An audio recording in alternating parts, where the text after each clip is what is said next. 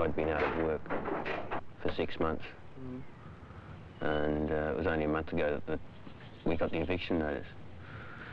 And the Unemployed Workers Union went down to see Carmichael's, that's the estate agent down the street, to see if they could do something about it, and we got promised that they'd take no further action.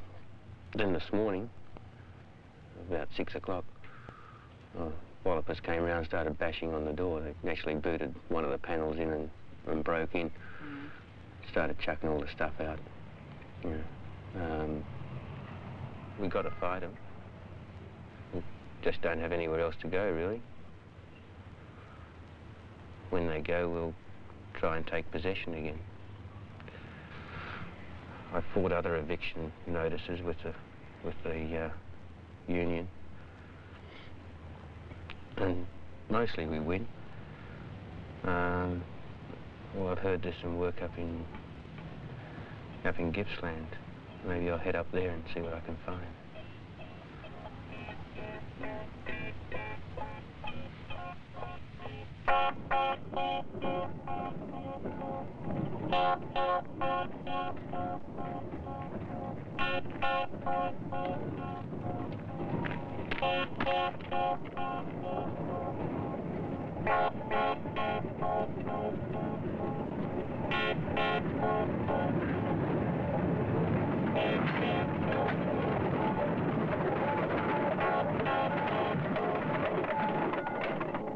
I'd come from a lower middle-class household where my father, who was a salesman, had always been in work, and my older brother was in work, and so there's always been a steady income coming in, and I'd been working in a Flinders Lane warehouse for 3 years, just as a stockroom assistant, you know, on about from £1 to 30 bob a week.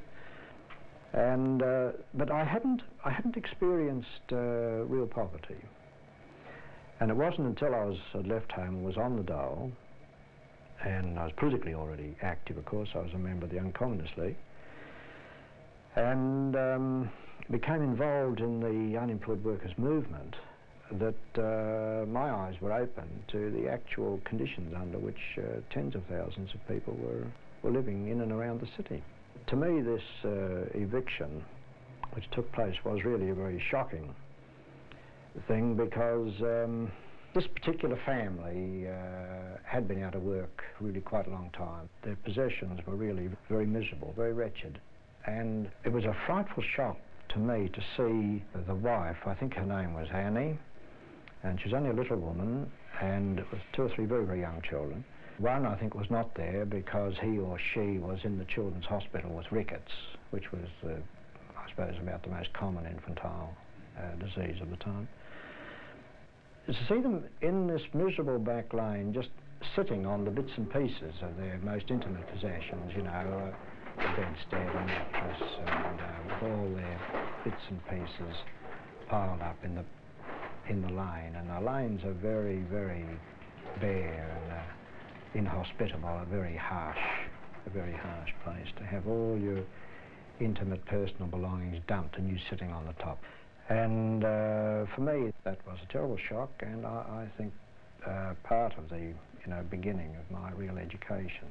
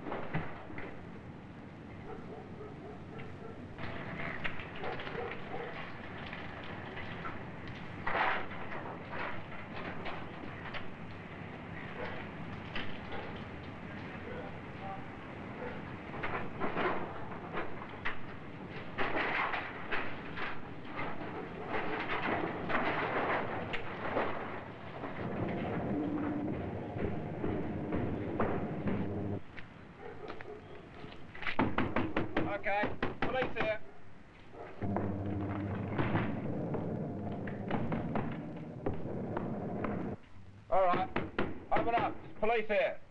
Go on.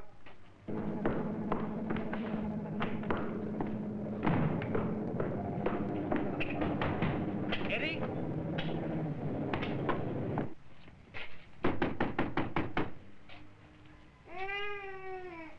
Come on, lady, open up.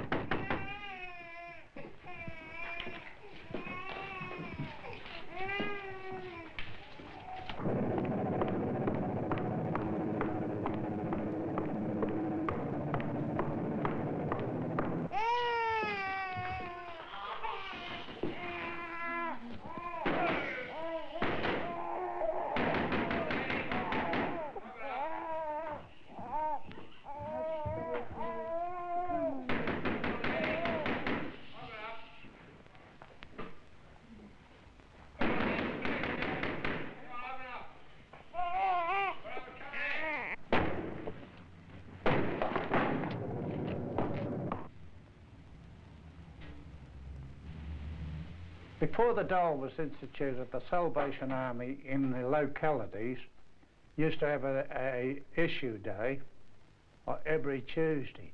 And some of the trade union movements used to have a pound day, a pound of sugar, a pound of butter, or a pound of tea, or something like that. I think the Printers Union was one of them. Purely a handout system. So the depression really started in 27.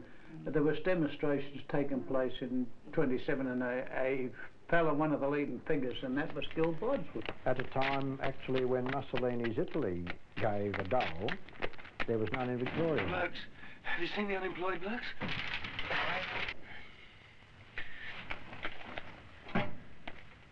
I think the dole came in probably in 1930 or 31. 30, I think it was. 30.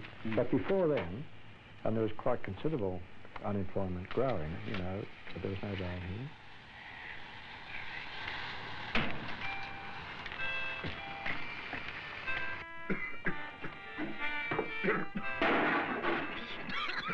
Come on, you sons of liberty, and listen to my song. I'll tell you me observations, and it won't take very long.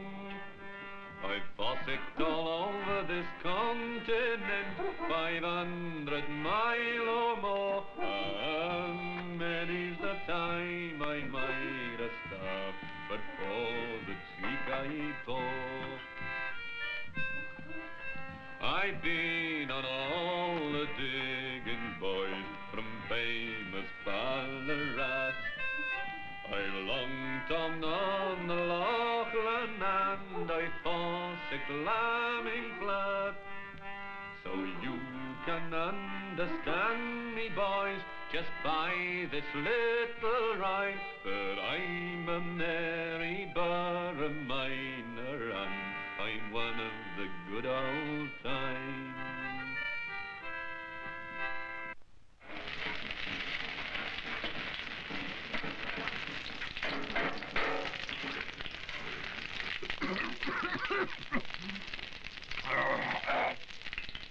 What do you think you're doing? I took the bloody joint up for you, silly old bugger. Stop your whinging.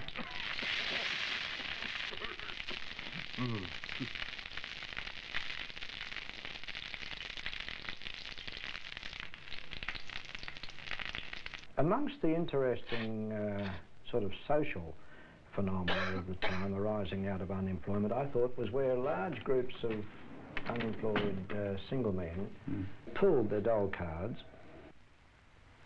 Hey. Hey! Hey, mate!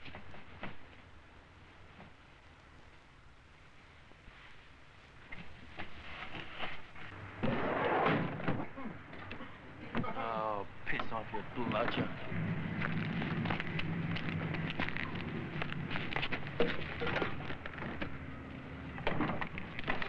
Ready?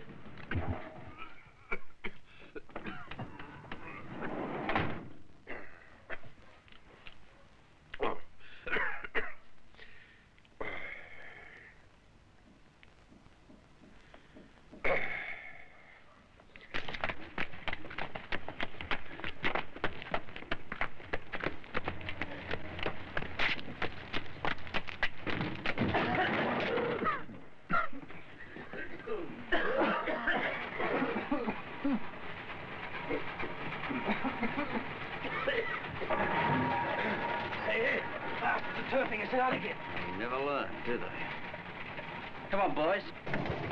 Let's get out of here.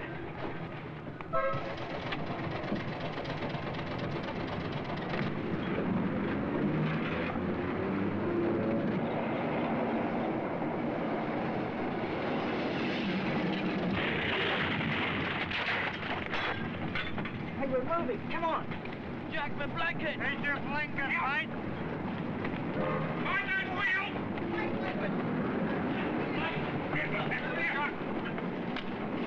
Hey, where is it? Oh, good. Look out.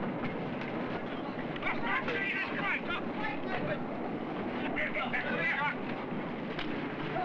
Where is it? Oh, good. Right away, Junior, you'll hear about that bastard. These chaps, you see, they were politically fairly well developed, but they were a very important group, like the Fitzroy group, because when there were very serious demonstrations afoot for a higher dole or against evictions and things of that nature, the whole tone of the demonstration was transformed if it was known that the Berkeley Street or Fitzroy boys, they were going to be in it. Because they were very disciplined and they really were a bit like the commandos. Yeah, well, we used to go to Chapman and Buxton, who's an old estate agent in South Melbourne still. Whenever there was a eviction get on, and when we got When word, you got word of got what was word coming of it, up, yes. we'd rally the unemployed, as you say, by going around the streets, and we'd have sections of the town where people had to go and pick up the, you know, let them know. And we'd go to Buxton's or Happy Jack, Chaplin, and say, now look, what are you doing here? Send a deputation in. Yeah, and the others would be all outside. There was a bit of pressure. In many cases, it was successful. Hey, what's going on in there? Kathy, are you all right? Oh, it's you bloody bludgers again, is it? Kathy, have they hurt you? You're not going to bring that out here. You are not going to bring Come on, lady, out of the Get out of way. it, you great bludger! You bastard! Get out of it!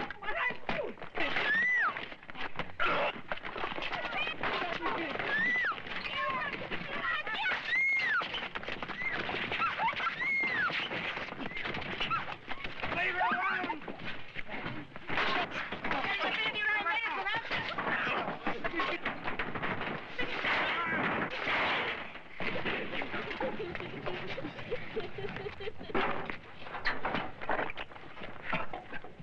All right, mate, I don't want any trouble.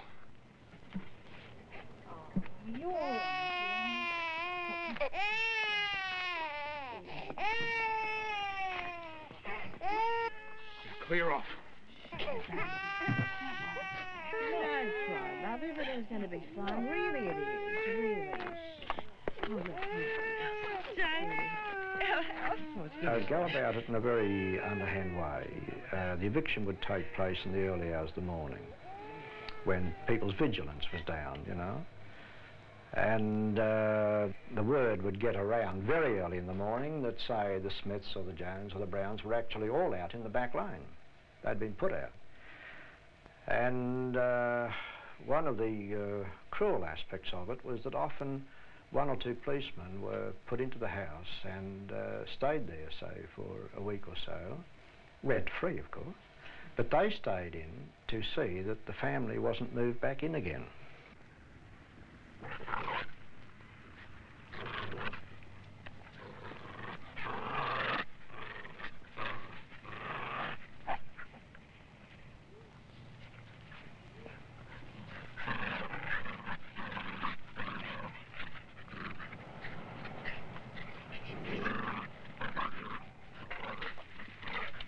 One of the major owners of the slum houses there was a fellow named Greasy Loft, who used to live in North Melbourne, I think in Chetwynd Street, North Melbourne. He slept in a tin bath himself, and though he was reputed to be a millionaire, he used to buy up all these slum owners whenever one come on, slum houses, whenever one come on the market, he'd buy it up, with the results that at one stage, I believe he owned in the vicinity of 80 houses around the Port Melbourne and and South Melbourne area only, and there were houses similar to this. Had no facilities for bathing in them, most of them.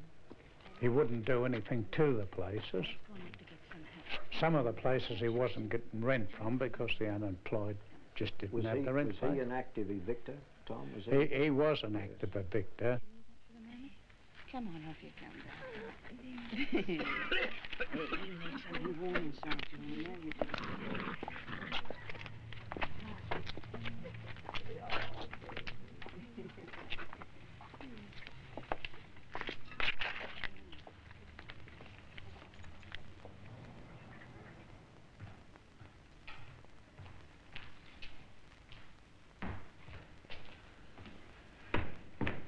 How's it going there, Jack?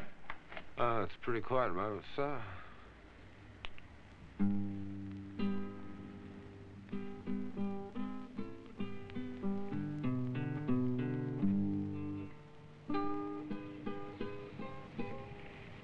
I wish I was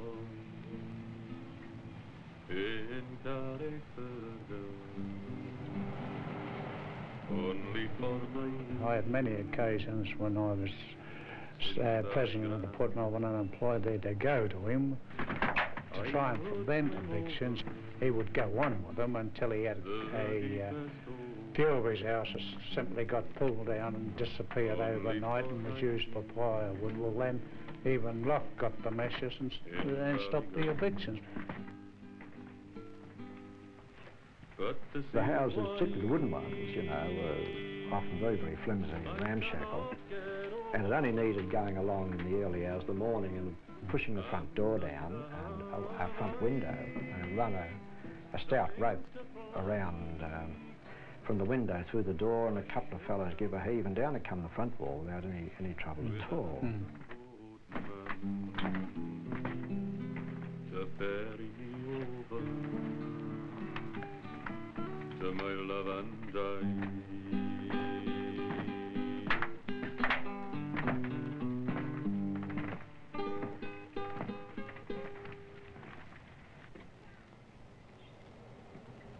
Righto, Jack, let's call it a day.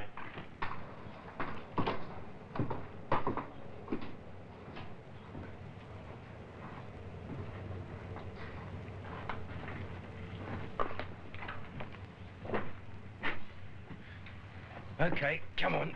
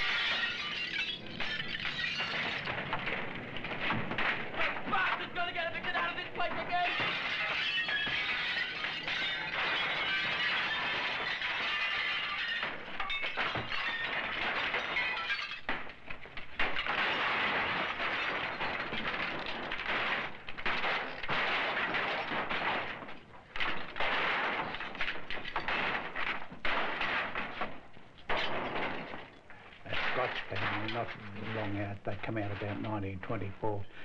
They'd been evicted out of it. and the Brunswick unemployed called for some assistance to do something about it. They approached the local council there in Brunswick in Sydney Road, where the town hall was.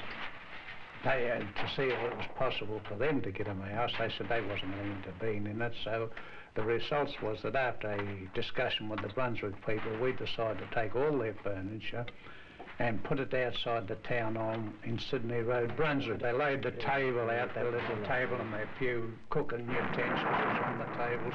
It was the old cable trams then, and everything was bloody well held up, and there we sat the family around the table. Well, there was police come from everywhere. The remarkable thing that a house was found very quickly.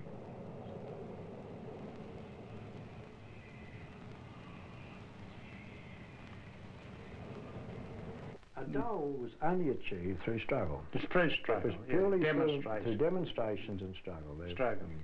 It was forced out. Forced out.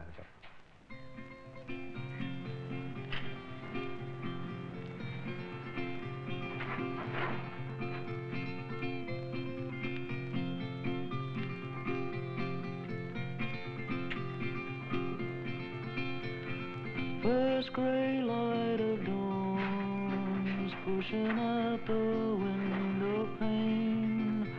So fare thee well, my blue-eyed girl. It's time to part again. The rain can cry out tears for us. The wind can sing a song. A song can be our memory back along the road we've come.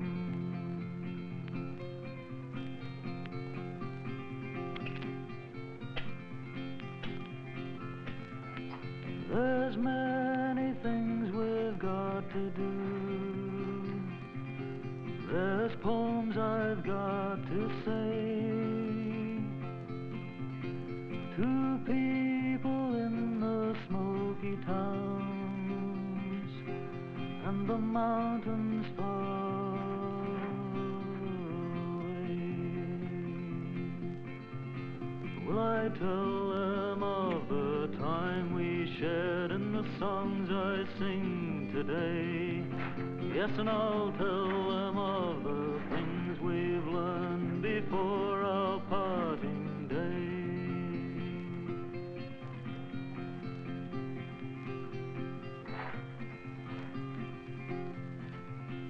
I'll tell them there's a time ahead for all that might have been, when swords have turned to plowshares and all the